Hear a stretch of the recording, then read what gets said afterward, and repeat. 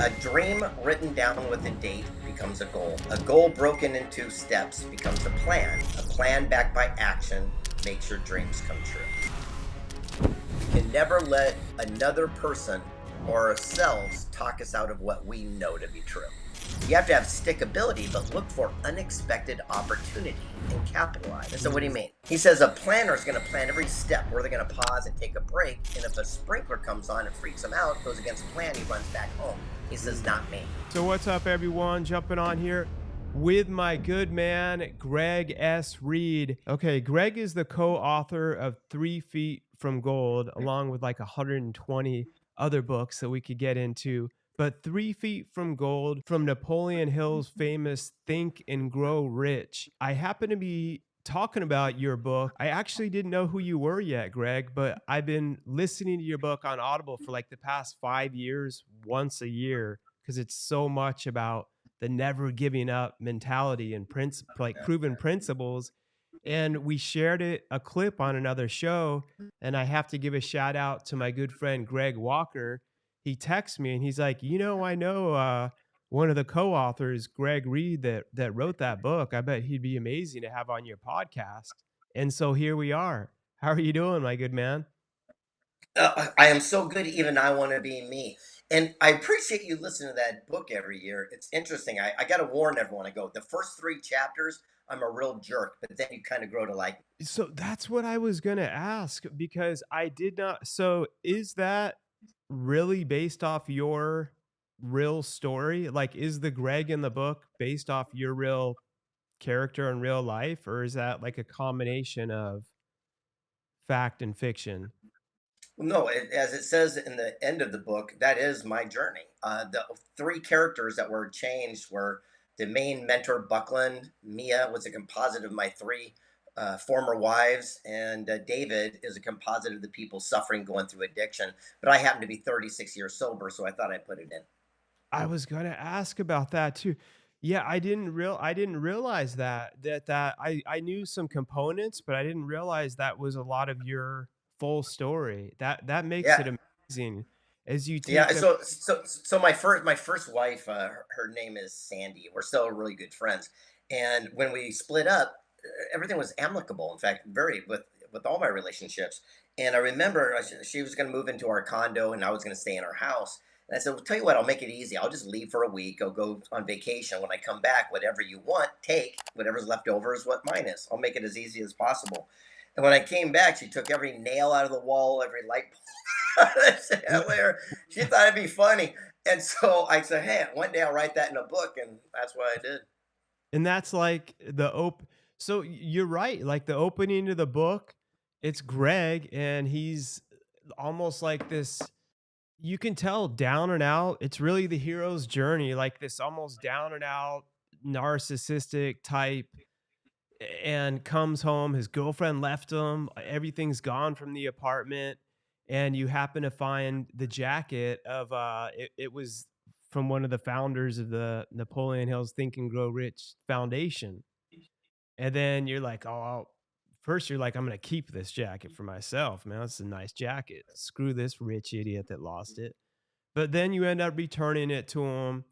You go on this journey where he starts connecting you with all these different amazing, influential people throughout, whether it's business, like the founder of Chick-fillet, Evander Holyfield, The Secret, and you continue to find, which we're going to be talking about, the principles of never giving up in 3 Feet from Gold. And I'm sure you've told this so many times, Greg, but to all of our listeners, I'd love to hear it from you, the original 3 Feet from Gold story of R.U. Darby. Yeah, well, there's a aspiring gold miner named R.U. Darby. Him and his uncle knew nothing about the industry. They went out west and they started digging, and sure enough, they found a couple nuggets. They got all excited. They went back home. They buried it and hid it. Told their family and friends, and they chipped in money to buy equipment to pull it out by the ore cart. And the first cart came out and was filled with gold. Woohoo! He's gonna be rich. But then the gold ran out. We kept digging. There's no more gold. Defeated, Darby walks out of the mine and says, "I quit." And sees a junk man walking by. Says, "Hey, buddy, give me $200. I'll say the mine, the deed, the equipment." all the gold's gone. I'm going to go back home to something I know. Well, the junk man surveying the equipment was worth tens of thousands because the family chipped in money, said, "You got yourself a deal," and quickly gave him the money. Well, what happened is the junk man went to an engineer and says, "What happened? This cat hit gold and ran out." And the engineer laughed. He said, "That's mining 101." He says, "Everyone knows that gold runs in a straight line. It's called the gold vein." What Darby did is he came in one side, hit the treasure, popped back into dirt. He says, "Go back to where they discovered gold, go 90 degrees, just 3 feet the opposite direction, you'll tap back in." Not only did the junk man pull millions upon millions upon millions of dollars out, but that's what fills Fort Knox today. And the moral is, how many times have we or someone we know quit one class short from a degree or sales or marketing or merit? It's easy to quit, but it's the people that go that extra 3 feet. They're the ones that we tell the stories about right now. And it's that extra, and I've borrowed your 15-year overnight success that you use throughout the book, in so many of my speaking events, and I talk to in my own life too. I'm like, yeah, another 15-year overnight success, because it's like you're 3 feet away from gold after you've been working 10 years to even get to that 3 feet. You know what I mean? Mhm. So people, it will, every example you have in here, it's like you're so much closer than you think.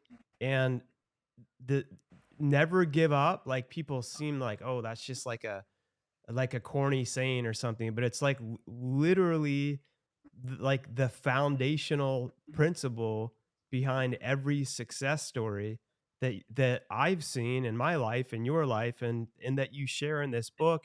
And if I read this right, were you rejected? This is crazy because Jack Canfield told me how many times he was rejected for Chicken Soup for the Soul. I think Mhm. you may have beat him. Were you rejected 268 times? Well, for my first book, I was. So the Uh, first book I did was called The Millionaire Mentor. And when you write a okay. book, you do something called a query letter. It says who you are, what's your message, why are you an expert, who's going to read your book. I was turned down 268 times. The 269th publisher said, "We'll do your book, just change the title, beginning, middle, end." It was horrible. By the way, I'm dyslexic. I can't spell, can't read, can't write. Play me words with friends and win every time. And so they said, "You need a ghostwriter." So they Mm-mm. recrafted it and it went on to become a juggernaut. So much so that one quote from that book was shared, I believe, 37 million times. It's on bumper stickers, coffee mugs, and Million. t shirts. It says, "A dream written down with a date becomes a goal. A goal broken into steps becomes a plan. A plan backed by action makes your dreams come true." A super famous quote that was turned down 268 times in a row, and now it's inspiring the world as we know it. That's your, I did not even know that was your quote, and I've seen it a I'll bazillion tell you times. what. I'm going to show you something that I never share anyone. Hold on one second. This is going to be kind of cool. That's crazy. So everyone, if you're Listen to listening this. on audio, Greg is grabbing something. Oh, go ahead. Well, no, these are all the rejection letters. So Oh, these you are all saved the them. Oh people. yeah, he's showing us the actual. I love that you saved them. Yeah, That's and it's really interesting because people see, look, 150 books, 45 languages now, star on the Walk of Fame, but they don't see that journey. And I just use that to remind myself that we can never let another person or ourselves talk us out of what we know to be true. I do the same thing. I love that you saved it. And people these days don't comprehend. Back in the day, you had to actually, it wasn't just an email, you had to send out an actual letter and wait to get a rejection letter. And like you're opening it, "Dear Mr. Greg, we regret to inform you." Yeah, However, and now those people come out of the woodworks to do the new projects coming out. But going back to 3 feet from gold, I do have another good story about that because the whole journey is how is that going to get published into the marketplace? And my co-author Sharon Lechter, she had such great connections because she wrote a book with Robert Kiyosaki called Rich Rich Dad Dad. Poor Dad. Yeah. And so, since the doors wouldn't open for me, she opened up some things and amazing things happened. In fact, 3 Feet from Gold was the first book ever in history that was actually published in alliance with Barnes and Noble. So, their sister company, we got together and met with the owners. and said, hey, we'll Wow. bypass our advance, we'll bypass all the marketing money. What we'll do is we'll do a joint venture where we split the profits, but you Really? market it. Who's got a bigger email list, me or Barnes and Noble? Oh And my that's why every time you walk into a bookstore, you would see it front and center because we were partners. That's ama that's cra well, how I wanted to I definitely wanna talk to you about your sobriety because I haven't heard like most when I talk with the other Greg and they're like, "Oh, man, I didn't know that you battled that." I would love to hear, like, some of that backstory, and also the fact that you were able to do 3 Feet from Gold, which was, like, following up Napoleon Hill's Think and Grow Rich. They don't let anyone do that. Like, they're so selective on who they would choose to have to even take on such a thing. Outwitting the Devil, by the way, is another amazing book. You mentioned, your Yes. co-author, I'm the Sharon worst. Lechter. Yes, I saw she co-authored that too, and, Mark Victor Hansen wrote the foreword. He's been on the show also. I have to have Sharon on. But anyway, how the heck did you really get connected with the Napoleon Hill Foundation? It wasn't really from you finding his jacket, was it? Well, that story of the jacket was based on my mentor, Charlie Tremendous Jones, who's like 6'5", big John Wayne guy, and I'm 5'7", little tiny guy. And every time I'd meet him, he'd give me these jackets, and I go, I like sink in these things. So we kind of tied it into the storyline. But here's a little backstory. In 1908, Napoleon Hill was a young, aspiring magazine reporter and got access to the richest man of the world, Andrew Carnegie. It Mhm. was supposed to be a 30-minute interview, it was 3 full days and nights. And at the end of the interview, Carnegie says, I like you, and here's an opportunity. He said, work for me for free for 20 years, and I'll send you on a mission to meet my friends, and you'll write the first ever formula for success. Napoleon Hill reached in his pocket, didn't even have 2 nickels to rub together, and says, not only will I accept your mission, I'll complete the task. Carnegie says, fine, you got yourself a job. And Hill says, why are they going to talk to me? I'm nobody. I'm not connected. He says, don't worry. I'll write you a letter of recommendation. And when they see it, they'll know I sent you, give you all the time you want. Sat down Right. with Edison, Einstein, Fords, or Rockefellers and wrote the 20th best-selling book. Well, what you don't know is that Carnegie was a stickler for action and gave his guests 60 seconds to make up his mind to work for free for 20 years. And when Napoleon Hill committed, Carnegie pulled out a stopwatch he began in his pocket, and there was 31 seconds left.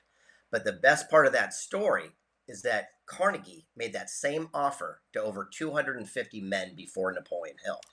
He was the only Wow. person to say yes because everyone had something called the bad case of the one size. That means I'm going to take action once I get the kids out, once I get the big break. And it's the Mm. people that take that massive action when the golden opportunity presents itself, they're the ones that create history. That's in 1908. Fast forward 100 years later to the date, the Napoleon Hill grandkids and the foundation that bears his name wrote that same type letter they gave to Carnegie, from Carnegie gave to Hill, and they gifted it to me. And so basically, it's a Willy Wonka ticket to meet anyone you want and sit down with them, find out exactly what they did for personal achievement, and write it into books. So obviously that was through you. I mean, you're another 10-year overnight success to even be able to get that Willy Wonka magic letter. Like they didn't just send it to you, had been grinding behind the scenes, writing books, speaking. I saw an Inc. magazine entrepreneur, you're listed as like one of the top 10 influential speakers in the world. That's great. That's amazing. Yeah, I've had some great opportunities. Trust me, I always look at it and go, I think I'm the most unqualified guy to do what I do. But the same note is that we do it from a perspective of a student's mindset. There's no guru stuff in our world, right? In fact, Right. that's why I started this event called Secret Knock in San Diego. It's known as the greatest event you cannot go to. You have to be invited or go to the website, fill out an application. And the way it works is that we don't tell you where it is or who will be there. Nothing. You just got to kind of go in blind faith.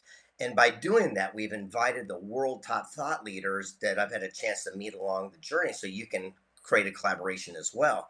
And one person you mentioned earlier was Evander Holyfield. I want to tell this quick story. When I sat down with Evander, I said, what makes you so special? You know, you won more heavyweight championships than anyone. How did you do it? And he says, I have a higher standard. I said, what do you mean? He goes, well, in sports, I showed up early, I left late, I invented exercises at a higher standard, and I won more Mhm. championships. He says, where could you be in your own business if you raise your standard? I said, but didn't it hurt being in a fight? He says, yeah, it hurts, but when you're in a fight, you don't focus on the pain. You don't focus on the blows. As soon as you do, you end up on your back knocked out. But that's what Mm. people do outside the ring. And he pulled me in tight. And he was like this Adonis of a man missing half an ear bitten off by Tyson. He says, you know what the funny thing is? He says, when you do win the championship, he says, everyone comes to their feet and they chant your name. They raise their hand in victory, and a guy puts a big shiny belt around your waist. He says, at that moment and at that second, you don't feel even one of the punches you took along the journey. But the Mm. guy in the losing locker room has every bruise, every excuse for the rest of their life, wishing they had a higher standard. Right. Oh, wow. Wow. And he's won more heavyweight championships than anyone, right? Is it 4? Anyone. Is it 4, I think? 3 or 4? I, I think it was five. I mean, the 5? whole Wow. idea of plus the Olympics, plus, Plus, and yeah. it's and another part of that stuff is you talked about Truett Cathy, founder of Chick-fil-A. He was one of my favorite stories. I got to go to his compound in Atlanta, Georgia. And I'm walking around, 5 stories, amazing thing. And I got to sit him down and ask him, I go, did you ever meet the Colonel? He says, one time he came to my restaurant and he goes, the grill man slid a sandwich across and the Colonel took a bite. Mm. And he said, oh, Colonel, be honest. Is that the best chicken sandwich you ever had? And the Colonel took another bite and said, second best. And they said, what do you think? He KFC. goes, what do you think? He goes, what do you think of my sandwiches? I go, I'll be honest, to it. I've never had one. He says, let's change that. We went down to his kitchen and he actually made me my first Chick-fil-A sandwich I ever had, made by the guy who invented it. But here's Wow. the story that's so special. He says, look, he goes, if you want to be successful, he goes, you have to stop over planning. I said, give me an example. He says, well, if you're on your sofa in your living room and you want to get to the end of the street, that's your goal and destination. You have to have stickability, but look for unexpected opportunity and capitalize. I said, what do you Mm. mean? He says, a planner is going to plan every step where they're going to pause and take a break. And if a sprinkler comes on and freaks him out, goes against plan, he runs back home. He says, Mm. not me. He goes, Or I the look for open opportunity. start. Go ahead, yeah. Exactly. He goes, look, did a kid leave a skateboard or a bicycle out? Maybe a neighbor drives by and I hitch a ride. He goes, either way, I'll get to my goal. I'm just not so caught up in exactly how it has to transpire. Mm. And I love that. I actually had, you know what's funny? I had that written down as one of my favorite things because I have a little notepad and from my book, The Story of You, and one of the things it says, business plan, stop planning, start doing. Two-step business Yeah. plan, stop planning, start doing. And that was one of the things he was talking about. Self-made billionaire, by the way, was the stop planning. And I didn't know till I read in your book in 1946, before it was Chick-fil-A, he started that. It was like a little grill. And then the first Chick-fil-A, I think, was opened 20 years later in Atlanta. And what's really incredible is I met, oh gosh, I think it was a husband and a wife. One of them's the CEO. I met them through Dave Ramsey's Entree Leadership program where I connected with a lot of people and they got up and talked about how Chick-fil-A now, because they have all these teenagers working there and they're some of the most polite and amazing like Mm. employees and team members you've had. So we studied their whole like leadership structure and it's incredible. And to think the backstory, I mean, that's like almost 100-year overnight success right there. To think that it started out in 1946. That's Yeah, crazy. and it was, yeah, it was called the Dwarf Grill, was his first one. Only had 2 seats, and so basically it was a tiny little grill. That's what he did, and it started and started and started. And but again, he took massive action, and it's so funny because it's the action in the law of attraction that Right. makes our dreams a reality. You got to think it, feel it, get off your backside. You got to take action. You got to do it. That's what some people, and I always explain that too, and I know you're all about that. And you talk about faith a lot too. And it's the whole faith without works, action is dead. And a lot of people misinterpreted the secret because the vision board, I do all that, but then they thought you could just go and lay on your couch all day and do nothing. And it's like, no, actually, the action is where the 10 to 15 years of the hard work in between takes place to manifest that like overnight success that everyone sees. And I Yeah. also wrote down the secret when you talk to I think it was the publisher of The Secret Are you talking about the publisher of The Secret? that was Yeah, yeah, yeah. facing bankruptcy. That's Richard Cohen. Yeah, What Richard Cohen. He's the guy that I what? is he the one? Yeah, that said, "Never make decisions in a valley." Was it he that said that, or No, it wasn't him. But okay? you're talking about Richard Cohen. He's the guy who published The Secret. And again, it was one of these interesting things where the movie was already out and everyone's talking about it, but there was no book. And someone Mm. kept saying, "Richard, you got to publish this book. You got to publish this book. You got to make it into a to a literary form." And Richard kept blowing off, blowing off, blowing off. And someone drove 3 hours and left one of the DVDs on his doorstep to force him to watch it, and he did, and immediately called Rhonda Byrne right afterwards, published the book, and become the greatest success that that guy's ever had. And sometimes, literally, success does show up at your doorstep, but you still got to open the door. But the person you're talking about was a guy named Ron Glosser who ran all the money for Hershey Chocolate. He did all Oh, the fund management. And he said a great line. He says, "Never make a major life changing decision while you're in a valley." And so, what do you mean? He goes, everything in life is cyclical. He goes, how could you make a major life changing decision in a positive way based at your lowest point? He says, so when you have that little circle of life, he goes, don't make it at the bottom. He goes, but as soon as it has that circle going back up and you have a little bit of giddy up in your step, a little bit of wind in your sails, he goes, if you can make a life changing decision from that point of view when things start going your direction, you'll save over 10 years of your life from having to go back and correct the wrong choices because you made them based at your lowest point. mm. It's kind of like never make a decision based off fear too. You know, Mm, we feel that's great. fear, but you don't allow that to be like the driving force or your or based off of emotions as well. You know, it's Yeah. like you have to step back.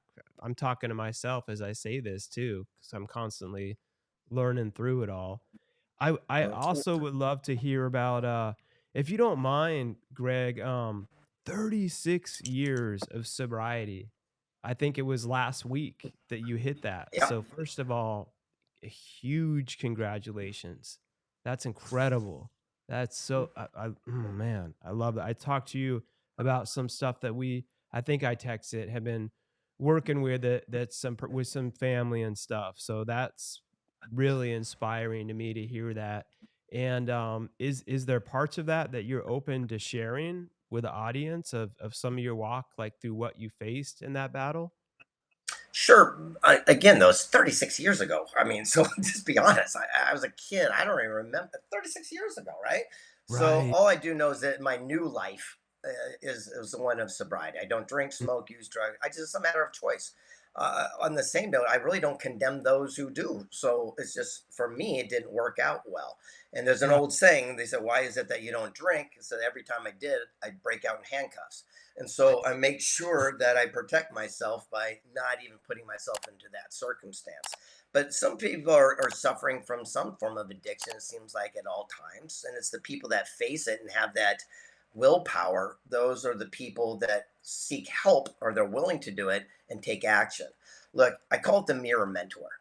That means I can tell you 1,000 times how smoking's bad for you. But until the day you walk by that mirror and look and go, what am I doing? Who is what? That's not me.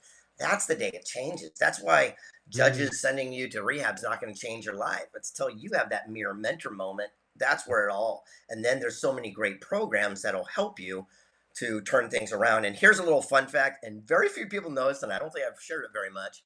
Our editor, who actually edited 3 Feet from Gold, is the CEO of Alcoholics Anonymous. He's Whoa, actual took. Yeah, isn't that crazy? So that's why we included it in there. that's cool.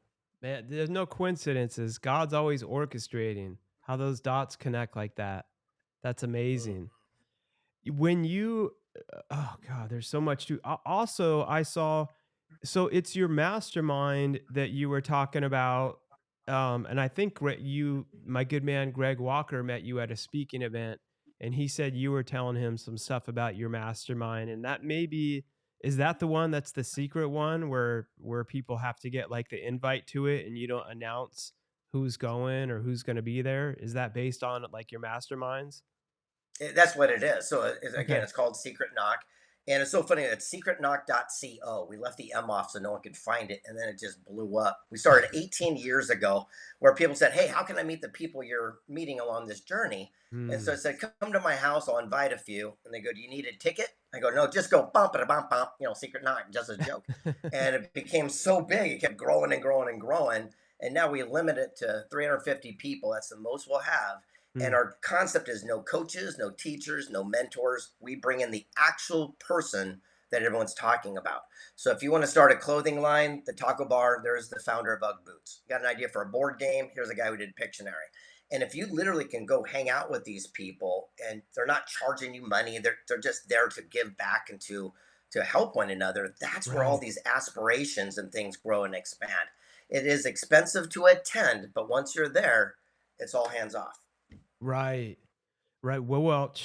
People invest and spend money on so many other things, and when they go to these events, we comprehend it how that investment compounds. And there's something that I've learned in my life in the early years, like you said, about getting around people. I was in Bora Bora and got to spend some time at my friend's wedding. There was only like 11 of us, and one guy there that was a billionaire giving me tons of business advice.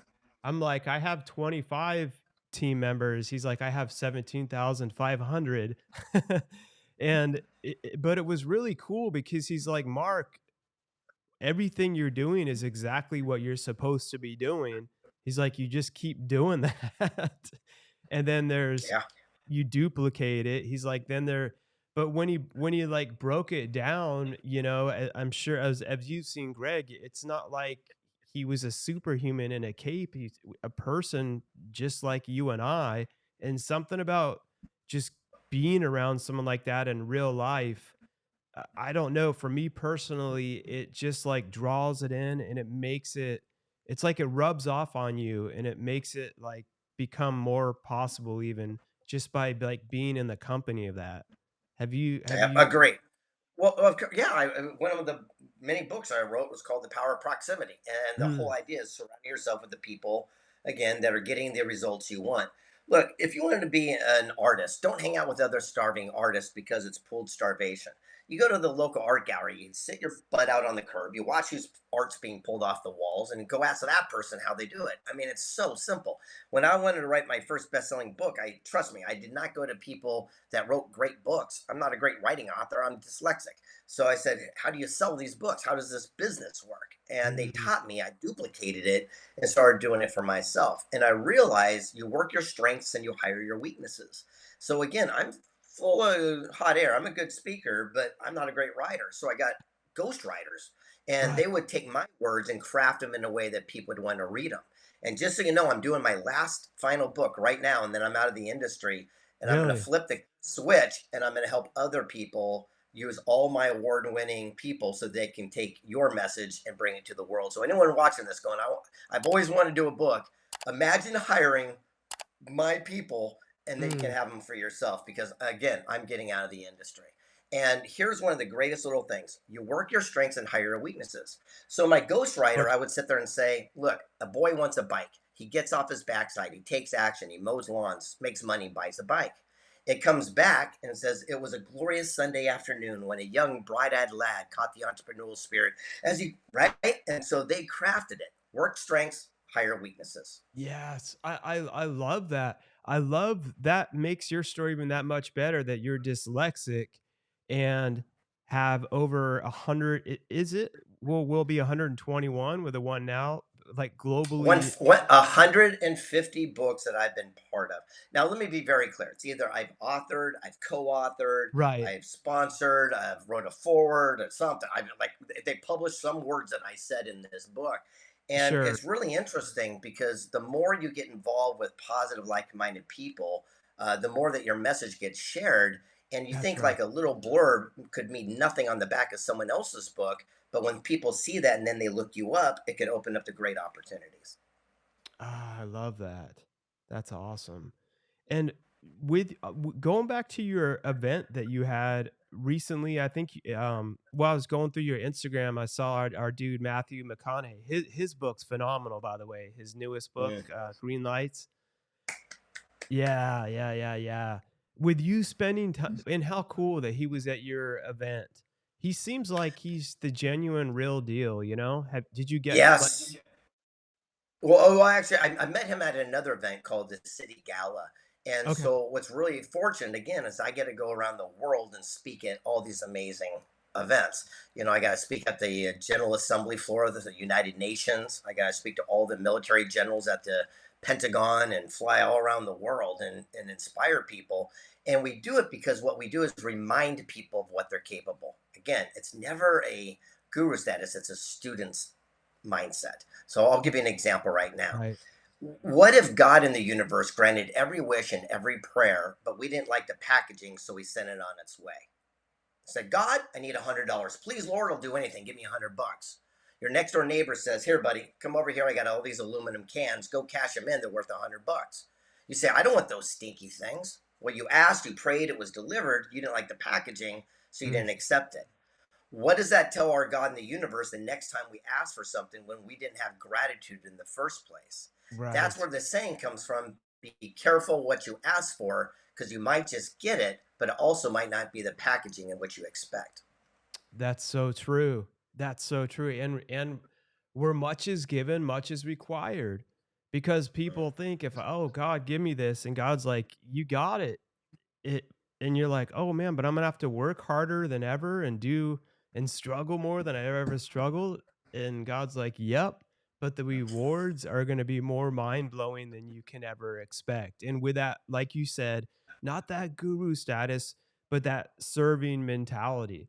Like Mm. I've had my company for 18 years, and the last when this show started 8 years ago, God started putting this little seed in me. You're gonna do a show, you're gonna have books, you're gonna be speaking. And I remember I was like, you've got the wrong guy. I dropped speech class 3 times. I didn't, but he's like, it's not about you. It's about who I'm gonna help through you. And I kept hearing the thing like, you don't get to give up. It's not about you. And that just constantly like resonated through me. And that, I mean, that's why we're sitting here today too. And going off of that, Greg, and Matthew McConaughey, from spending a little time with him, is there like a great 3 feet from gold type story maybe he shared with you, or just another nugget of success that you love that you took away from him that you could share with us? Well, yeah. Well, Matthew was an amazing guy, and he also talked about never letting another person talk us out of what we can and cannot do. I mean, so many of Mm. us, especially in that industry, you have a lot of rejections, things of this nature. But I want to share one quick story with you. I'm gonna grab something and I'm gonna share it with you about a movie, and you're gonna love it. Hold on one I second. love it. I love it. Greg's awesome. I love it. We got him in his office in the background, and he's pulling all this stuff out. This is why we'll do a show in the future together in person, Greg, so we can be just checking all this stuff out. I love it. I love that you Okay, keep so everything. I know. What happened is one time at Secret Knock, I had a great guest, and his name was Frank Shankwitz, and he started a nonprofit called Make a Wish Foundation. I'm sure you've heard of it. It I grants think I've wishes heard to of that. terminally ill kids. Yeah, yeah, yeah. And I asked him a question. I go, Frank, what was your wish? And he looked at me like I had two heads. And he goes, what do you mean? And I says, well, you're the founder of Make a Wish. What did you ask for? And he says, no one ever asked me. I says, what? I go, well, I want to be the guy that grants the wish of the founder of Make a Wish. Tell me anything you want, and I'll give it to you. And he says, I just want my story to be told so my grandkids will know that I did something. So he signed over his life rights, and it took me 6 years of trials and tribulations. But when it came out, we're on Netflix for years. It's still trending worldwide right now. You can stream it. It's called Wishman. And the moral is that everyone can be a hero. You don't need to be a millionaire or a billionaire to give a pair of socks to a homeless person or to stop a bully from fighting. Mm, We can all do one simple act of kindness to have a ripple effect to impact the lives of those around us. I love that. And I saw that as I was going through your bio and stuff. I was looking all, and then I was like, "Wait, movies? Greg's done movies too?" And that popped up too, The Wish Man, and I love that you talked about, you're like, "Okay, that's your wish." It's not like you were this famous Hollywood producer already. You basically did what you've been doing the whole, we were just talking about it. You took action and figured out the how along the way. But I love that you asked And them what sought was their people. wish. Yeah, Go ahead. and I also look for people that were getting the results I want. And so, for Right. example, I couldn't figure out Hollywood. I kept had trials and tribulations because I couldn't figure it out. I didn't know the code. So I sat down with a guy who started something called Showtime Television, and I said, "Hey, how does this racket work? You know, there's got to be an angle to this." And he said, "That's easy." He goes, "Here's the code." He goes, "In Hollywood, a yes is a no. Mm. A no is a no. A maybe is all you're looking for." And he goes, "You're just spending your time listening to yeses." And then I look back and went, for 6 years, I go up there and go, "Yeah, baby, we're going to make you a star. Yeah, we're going to give you $18 million." And all A that meant yes was no. means a no. Wow. And where I come from, a yes is a yes, but in Right. Hollywood, a yes is a no. And then all of a sudden I'm looking for, he says, look for a maybe. And then I found people says, that makes sense. I'll tell you what, let's get a meeting together with a studio and here's what we'll do. That's all I was looking Mm. for. 7 months later, after learning the code, we made the film and we've literally impacted the lives of tens of millions of people. How crazy is that? That's that's amazing. And is it's on iTunes, Netflix, it's streaming pretty much, just so people listening right now can check it out too. I think You it's got right now. I think well, it did Netflix for a year and a half, 2 years, and now I believe okay. it's on Amazon Prime. You just Google it; it'll pop up. Okay. And again, it's the whole actual major motion picture based on the life story of the founder of Make a Wish, which is pretty phenomenal because people don't know how it was created. And I got some good news and bad news. I got 3 minutes. I've got to wrap up. Is there any final question I can answer for you? Yeah, no, no worries. I'm glad we were able to pop on today too. Yeah, there is. I would love to know, okay, with all these people that you've been able to spend so much time with throughout your life, amazing, influential people, all these stories of never giving up. What's maybe one of the craziest, like untold or unknown 3 feet from gold stories that or story that you can think of someone that hasn't really been shared before, maybe wasn't ever in the book and people don't know about much, that really has hit you hard? Well, remember that book, I understand, but there's so many different ones. But I'll end with this one final story because maybe this is Right. going to be impactful to somebody, right? So, one gentleman I met, his name was Steve Wozniak, or still is. He's still alive. And he started a company called Apple Computers. And I said, "How is it that you and Jobs had so much success?" And he says, "We embraced our lack." I go, "What?" He goes, "We embraced what we didn't have. We didn't run from it." I said, "Give me an example." He said, "When these little microchip processor things came out, they were very expensive." He goes, "Jobs sold his car. I sold my calculator. We pooled our money to buy one." He goes, "But Hewlett Packard, IBM would make machines that go from point A to B with 20 chips. They had all the money of God." He said, "So I pull away five, go to A to B with 15, and pull away five, get it to work with 10. Eventually, I found a way to go to A to B using our one chip." He goes, "We were not trying to be innovative or cool or aerodynamic or slick." He goes, "We could afford one chip." He says, "But by embracing that as an opportunity, I found the shortest, cleanest path. And by Wow. doing that, we changed the way people do personal computing for the rest of the world, for the rest of their life." He says, "Where could you be right now in your own life, your own chosen field of endeavor, if you stop looking at something as your greatest challenge and obstacle when it could just be your greatest blessing and opportunity in disguise?" Oh gosh, I love that. I can't think of a better way to end it than that. Rewind that, everyone, and replay what Greg just said right there. That is beautiful, Greg. And we appreciate your time. We'll put where everyone can reach you on your website, Instagram, all that good stuff, and all the show notes. And I'll follow up with you when we release this. And thank you so much for jumping on today, my good man. We'll connect again in the future. Never give up. See See you you later, soon. everyone. Bye, amigo.